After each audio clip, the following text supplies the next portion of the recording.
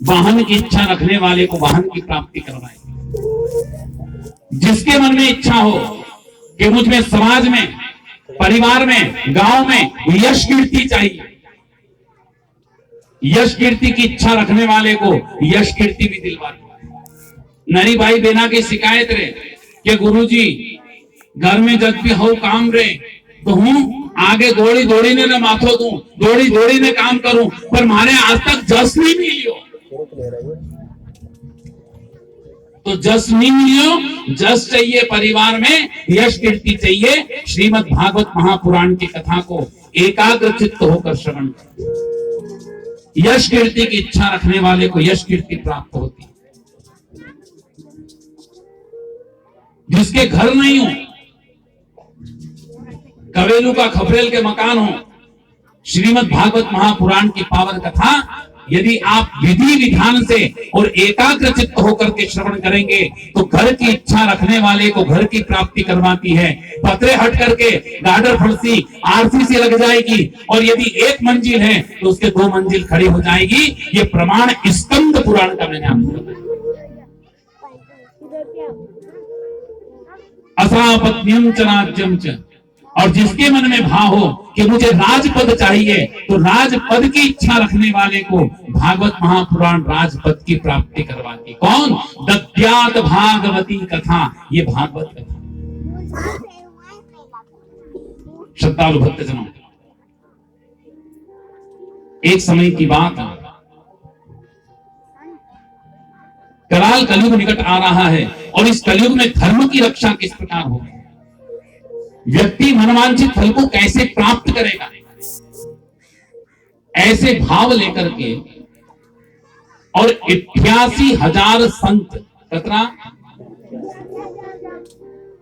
बोलो तो सही, 88,000 संत शौनक ऋषियों के साथ नैमिषारण्य में पहुंच गए। नैमिषारण्य तीर्थ है, वहां चले गए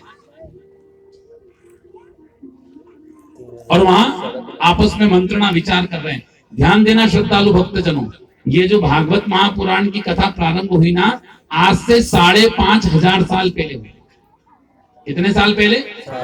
5.5। कलयुग को बीते 5,500 साल हो चुके, और आज से 5,500 साल पहले नैमिषारण्य तीर्थ पर 88,000 संत एकत्रित होकर के ये विचार कर रहे थे कि कलयुग निकट आ रहा है और कलयुग में धर्म की रक्षा कैसे होगी, व्यक्ति मनवांछित फल को कैसे प्राप्त करेगा। ये आपस में बात विचार करने के लिए धर्म संसद का आयोजन किया। कितने संत गए? मैं कत्ते सुनता ही रहा, 88,000 है ने, 18 साल से अपन सुनता ही रहे। गांव में सत्यनारायण भगवान की, गांव में सत्यनारायण भगवान कथा हो कि, तो जैसे गांव में सत्यनारायण भगवान की कथा हो तो महाराज जी भी यही बोलते हैं कि एकदा नैमिषारण्ये ऋषयः शौनकादयः प्रपुच्छुर्मुनयः सर्वे सूतम पौराणिकम खलु। स्कंद पुराण के वैष्णव खंड के पहले अध्याय का पहला श्लोक।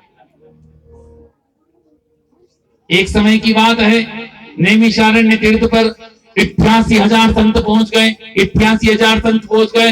हूं भी सुनी लो कत्ती छोटो तो जत्ती इधर छोटो तो नहीं न कथा सुनवाने जातो तो जत्ती महाराज ही बोलता 88,000। अब मैं कहीं थोड़ा ऊंधी खोपड़ी को महाराज, खोपड़ी मेरी ऊंधी चलती, तो मेरे मन में विचार आया कि अपन छोटे थे तब से ये 88,000 सुनते आ रहे हैं न, अबे अपन खुद पड़ी गया तो भी 88,000, 89,000 क्यों नहीं दिया भाई? 89,000 हो जाने थे। ये आज तक 88 कब तक बोलता रहा? ये 88,000 संत थे कौन? क्या भगवान ने इनको अलग से गढ़ी ने धरती पे उतारियो तो कहीं? ये कौन थे? तो मैंने रिसर्च करी, मैंने शोध किया और मैंने अपना रिसर्च करके शोध करके ये पता लगाया कि आज से 5,500 साल पहले हिंदुस्तान की आबादी 5 लाख 6 लाख होगी।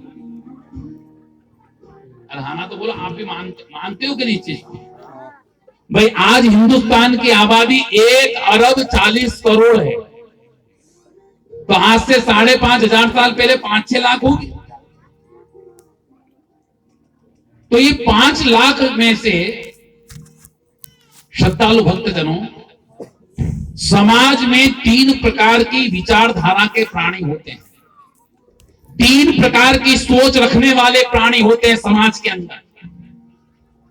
पहली सोच रखने वाला प्राणी वो जो ये सोचता है कि मैं, मेरी बीवी, मैं मेरे बच्चे, बस उसको दुनिया से न गांव से कोई काम नहीं, मस्तराम मस्ती में है?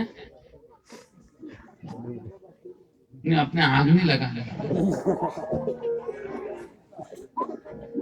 जो ये सोच रखता है कि मैं, मेरी बीवी और मेरे बच्चे, बस उसको दुनिया से कोई काम नहीं, गांव से कोई काम नहीं, पड़ोसी से कोई काम नहीं, शास्त्र के अंदर ऐसे व्यक्ति को अधम श्रेणी का व्यक्ति कहा गया, निकृष्ट श्रेणी का व्यक्ति कहा गया।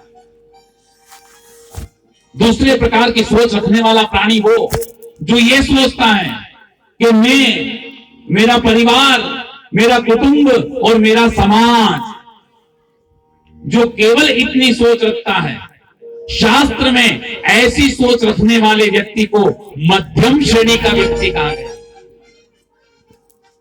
और हम उसको सामाजिक प्राणी कहते हैं। ई कौन है साहब कि ये अपना समाज का अध्यक्ष है, ई कौन है कि अपना समाज का मंत्री, सुना होगा नहीं आपने? तो जो केवल समाज तक की सोच रखता है, शास्त्र में उसे मध्यम श्रेणी का व्यक्ति कहा गया। और तीसरी सोच रखने वाला प्राणी वो जो ये सोच रखता है कि मैं, मेरा परिवार, मेरा समाज और इससे ऊंची सोच मेरा गांव, मेरा देश, मेरा धर्म, मेरा राष्ट्र, जो इतनी ऊंची सोच रखता है वही संत कहलाता है और उत्तम श्रेणी का व्यक्ति है। उस भगवान की जय, उसे ही संत कहा गया है। संत जो पूरे राष्ट्र हित का चिंतन करे, संत जो पूरे गांव के हित का चिंतन करे, संत जो धर्म हित का चिंतन करे, वो संत, और उसे उत्तम श्रेणी का प्राणी कहा गया। We call this noble person in our society, हमारे समाज में उसे उत्तम श्रेणी का व्यक्ति कहा, और वही संत। तो 5 लाख की आबादी है, तो 5 लाख की आबादी में से 88,000 जो व्यक्ति थे, वो 88,000 व्यक्ति नैमिषारण्य में पहुंच गए, और उनके मन में ये भाव आया कि कलयुग आ रहा है, धर्म की रक्षा कैसे होगी, राष्ट्र की रक्षा कैसे होगी, प्रत्येक व्यक्ति मनवांछित फल प्राप्त कैसे करेगा, ये सोच उनके मन में आई। वो क्या बन गए? वो क्या बन गए? वो क्या, जोर से बोलो, कहीं बनी क्या? वो संत बन गए। ये कुर्लासी गांव है, कई आबादी सरपंच साहब बने कुर्लासी की है 2000। अब 2000 कुर्लासी की आबादी, तो 2000 का 2000 ही मनक आणि कुर्लासी की हित की बात हो जाए कहीं, बस हाँ ना बोलना, आगे कहीं नहीं। अगर 2000 का 2000 मनक कुर्लासी के हित की बात सोचते, तो आज कलश यात्रा में आयो हूं, भाई बहना, जितनी सरदार बहने बैठी है, बस्ती में इतनी गंदगी कर रखी है, इतनी गंदगी कर रखी है। अगर 2000 के 2000 अगर ये प्रण कर लेते कि मेरी बस्ती माता गंदी नहीं रहे, तो पूरे बस्ती में स्वच्छता का वातावरण हो। घर को गंदो पानी आई थी, आई जो आई जो मैं भागवत माता व बस्ती में आई, गंगा महारानी बस्ती में आई रही।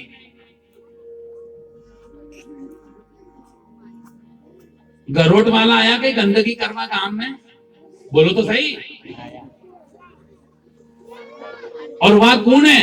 वह बस्ती, बस्ती के कहीं बोला, बस्ती हमारी, बोलो तो सही। कौन है बस्ती? अरे बस्ती अपनी कौन है?